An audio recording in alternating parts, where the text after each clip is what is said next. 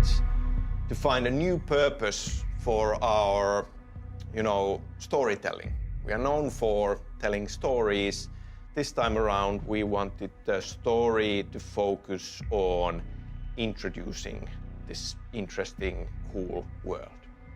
Slowly, we formed this idea of this strange place, a world that you can explore, with the character with powers that are stemmed from, both partially from these kind of older horror movies, that feels like a superhero, and connected with the kind of new weird setup.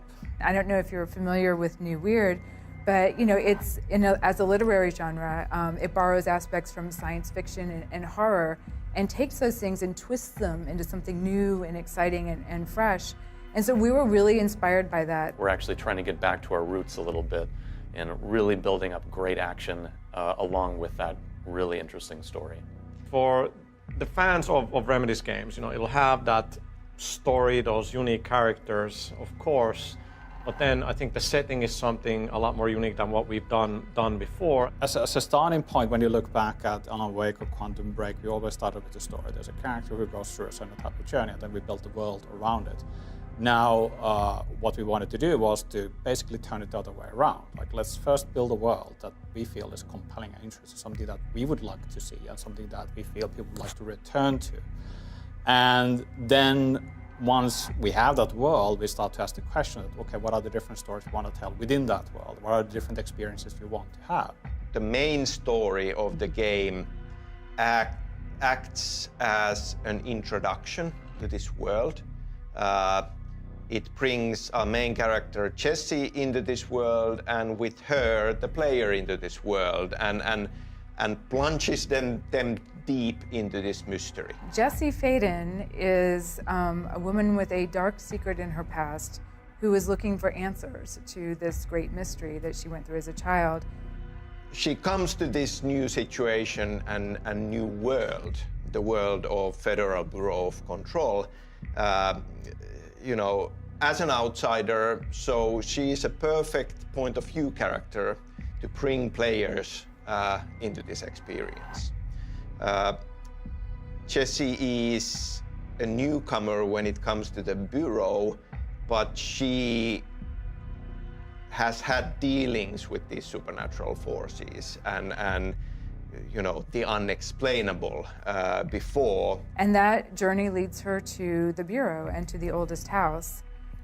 She is driven, intuitive, haunted, curious, and I would say a compassionate person. And those traits really come out as she has her adventures. And now at the beginning of this game, she finally comes to the place where she can start finding these answers. But it's an action game, so she will have to fight for these answers.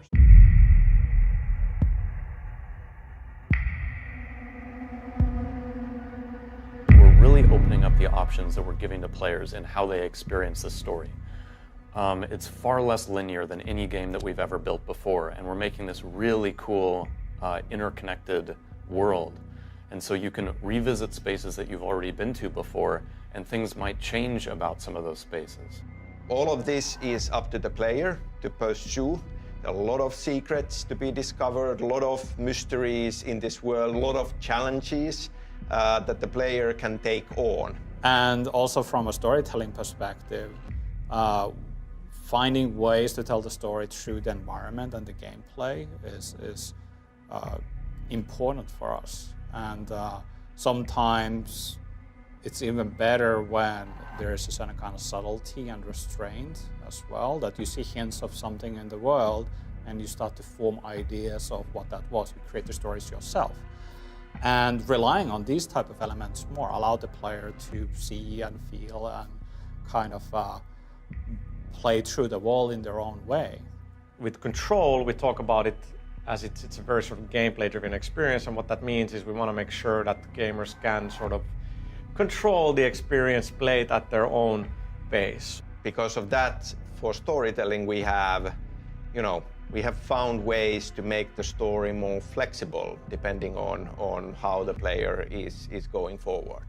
So the narrative in Control is different from previous Remedy games because it is less cinematic focused.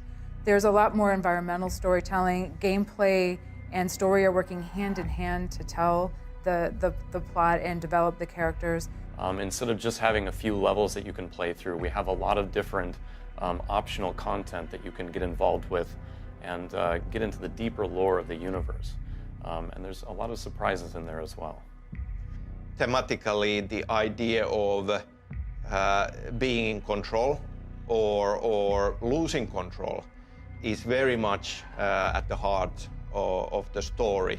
The Bureau has been invaded by an otherworldly force, and Jesse, the new director, has to regain control of the building.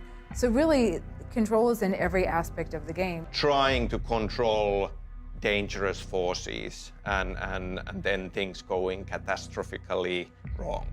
And then you have the combination between the gunplay, we're good at that, but we're bringing the supernatural abilities, and hopefully the mixture of those will create a really, really good sort of gameplay feel. The player has these powerful supernatural abilities that allows them to control their surroundings, use the surroundings almost as a weapon against the enemies. We really want players to be able to customize the way that they experience this game. And in that sense, it's going to be very easy to get into, but hard to master. So you may turn the corner and find an enemy that you've never experienced before, and you're going to have to customize your weapons and your abilities in order to overcome that obstacle. Because we do want Control to be something that people who play a lot of games will enjoy, which means you need to have mechanical depth and you need to have a lot of sort of interesting challenges and combat for the players. So we hope to bring that and then, of course, layer that with the story and the unique setting. So lots of things, I think, that will make the game stand out. It's always that great combination of great storytelling, really interesting characters, a really cool world, and great high-action gameplay on top of it to pull it all together. She has to master her supernatural abilities, she has to master her new role, and players will go on that journey with her. What we now want to do is to make the player feel more involved and emphasizing the elements that are interactive and kind of relying on gameplay more. We want to make sure that the player is in control. Control takes place in the headquarters of Federal Bureau of Control, a place called the Oldest House. It's this featureless, bleak, concrete, brutalist architecture skyscraper in Manhattan, in New York City. A key starting point for us was to create this place that is sealed off from our reality. And through that comes certain kind of logical thinking that if they are that, it means that they need to be independent, they need to be autonomous. And that was one statement that helps us to define how to design this place. So the inspiration for the look of the Oldest House is brutalist architecture, which actually, I'm from Washington, D.C., and the FBI building there is a brutalist building, so it's kind of fun for me to see that in our game. But it represents the idea of control. It's concrete, straight lines, rigidity. And meanwhile, there are these chaotic forces that are inside of it that contrast with that. So you have the hiss and you have these supernatural phenomena that sort of represent chaos.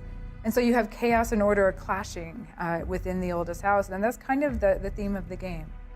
And looking at Jesse coming into this old bureau, which has existed for God knows how long, and bringing this breath of fresh air to the place. So when you look at all of these elements, you can see that there is that contrast, and contrast, of course, sets up conflict as well. And it is an action game, and conflict is at the heart of it, but it's not just the kind of gameplay level, but on kind of a thematic level as well for the story itself. It's not just what you think is going on the surface. There's always something happening much deeper. And I think that we're going to have some surprises on exactly how deep this world goes. we sort of think of it as a world within a location. It's this ever-shifting place full of mysteries and adventures for players to explore. And when we filled every corner of it with new weird ideas. It's a very strange place, a place of power. It's much, much bigger in the inside than the outside would lead you to believe. Maybe even endless. If you know the right rules and rituals, you can keep on traveling deeper. The sort of belief about the oldest house that the FBC has is that if you walk far enough in one direction, you could end up someplace completely different.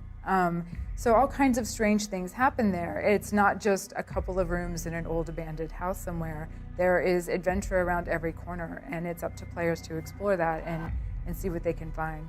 In the heart of this game is this secretive government agency called Federal Bureau of Control. And they are an organization that deals with the unexplainable. And what they do is investigate and sometimes collect and bring back to their headquarters altered items, these strange objects that have caused phenomena out in the world. Some people call it supernatural, some people consider it, all kinds of weird psychic things. But they study these and sometimes store and contain them to keep the world safe from the effects of them. An organization that has a deeper history than what it seems like initially. They have methods and bureaucracy in place, but it's always happening for a reason. And the key thing to us is that it is an organization that feels like there's a lot of mystery and history for that, and it's something that we are eager to reveal more of as the player goes through this place and tries to understand the relationship between the oldest house and the Federal Bureau of Control. The Bureau is facing a crisis that they have never seen before, and with that enters Jesse as well, which in its own way is a breath of fresh air into this environment. Jesse is clearly meant to be a juxtaposition for what's happening currently in the Bureau. There's this old guard, old guys who've clearly let things go really bad, and then this young woman comes in and is gonna, set things right. Yeah, I mean, it's a new kind of an experience that needs a new kind of a hero. Feeling that Jessie has through her life is that she feels like she doesn't belong, and it comes sometimes from a place of her seeing a side in reality that others don't.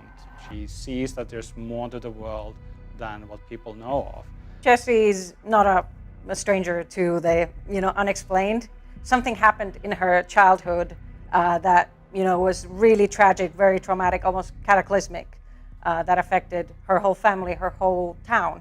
And she's ever since then looked for the answers of what happened, what did that event change her into really. And that's the kind of answers that she comes to seek at the start of Control.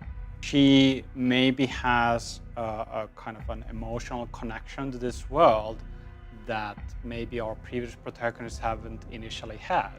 It's something that, even though she's not familiar with the place, as soon as she gets there, there's this strange connection that is born, where she feels maybe that in the first time in her life, that she's arrived to a place where she belongs. This now finally seems like potentially a place where she can start finding those answers she is after.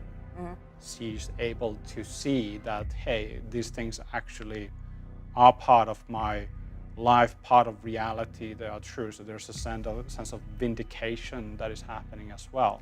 And Bureau has been also looking for the answers, but their methods are also so different. Bureau is all about science, about order, and about researching the heck out of everything. And then Jessie has always had these paranatural things happen to her, kind of as a second nature. She intuitively understands these things. Jessie doesn't belong to Bureau. In Bureau, everything, all the materials are durable and very functional and bespoke. So Jessie had to have very casual clothing, very worn out, and so she could stand out from the bureau officials. Actually been amazing to have somebody like Heli working with us. We haven't done such detailed costume design before, where we have an actual expert, people who understands how clothes are created and designed, to look into it and work together with the actors and see what works and what doesn't work. Because costume design is not fashion design. Fashion design comes from the outside, and it concentrates on aesthetics features, but the costume designers build the costume up from the inside the character, so you have to express different things with the costume. So I see the actually character concept artists are costume designers, and the costume designers are character artists in a way that we are building the character up in a similar with the similar methods. And when we started thinking about Jessie as a character, Courtney immediately came to mind that she would be perfect in this role. And she's already familiar with our processes. She's run through the gauntlet once, so next time around it's going to be like even faster and cooler. I'm looking at this as an experience that we built with people who we trust, and Courtney is one of those people. I mean, I'm honored for sure, absolutely, that you guys would think of me for some a big new step in your storytelling experience. I mean, that in itself makes me really happy, and I'm excited to be a part of that kind of revolution of a new type of game. I'm super excited about it. I mean, the second Sam called me, I was like, it wasn't even a question. I was like, yes. And yeah, I mean, Jessie seems really badass, and I'm excited to play her. You have to bring it. Yes. I got it. I got it. First character really that we were thinking about is a character that would represent the bureau. And we came up with the old director, Trench, first. Cynical, hard-boiled, kind of very strict. Yeah, I was actually, going back in Remedy history, thinking about our different characters. I was thinking about one particular hard-boiled detective. This guy's kind of a tragic figure, but a powerful one at the same time, and there's a lot of layers to him. And he does have his own agenda, which is a lot of fun to play with as well, while giving all the information that I can to Jessie, or eventually that I will to Jessie. But I still have my own agenda, so that there's some mystery there, which every actor appreciates, a little mystery about their character. For Jessie, Trench is very essential because, as the director, there is a history, and there are things that have happened before, and even though she's got her own intuition and things that she's learned up until this point, there is a specific set of, I don't necessarily want to say rules, but ways to abide, to make sure that this oldest house is taken care of in the way that it's supposed to be. Then we had to come up with the hero for this story, because Trench clearly isn't the hero of this story. And that led us to Jessie. And she's immediately thrust into the position of being the director, and she has to step into really big boots, but then again, she does have that innate quality, she has that capacity to understand these things very quickly. Because she's seen so much weird in her life, she's at home when she walks into the oldest house. The weird to her is oh my God, thank God, I'm not crazy. So I think she embraces the weird even more, because there's weirder things that happen in this house. Objects of power that are doing weird things and breaking things down, and it's there's an excitement to it, because she's okay, I'm not crazy, this is cool. But of course, the situation being what it is, the whole bureau being invaded by the Hiss, there is a real danger and urgency that all of this will be snatched away. She has come, after all the years of searching, she has now come so close, and now there is a danger that all of this will go away. This entity that she's you know, is literally taking people over, and she's like, no, I will not be defeated by that thing. I'm going to defeat that.